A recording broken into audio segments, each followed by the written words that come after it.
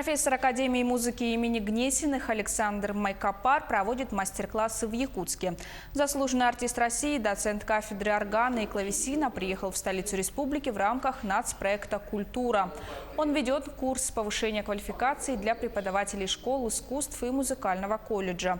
Тема лекции – исследования в музыкальной иконографии. Александр Майкопар на сегодня является единственным в стране, кто изучает старинные картины с музыкальным контекстом с целью расшифровки символов, прочтения зашифрованных композиций.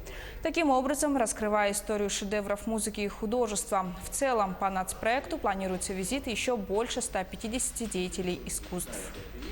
Это вопросы и интерес к картинам старых мастеров европейских художников, в которых запечатлены музыкальные сюжеты. Изображены музыканты, порой на инструментах или в их руках ноты. А часто эти ноты читаются. Мы не обращаем на это внимания, потому что мы ориентированы посмотреть картину и не ожидаем таких деталей. Я удивляюсь, почему никто, кроме меня, этим у нас не занимается. На Западе это разработанная тема, это даже имеет название, даже научное – музыкальная иконография.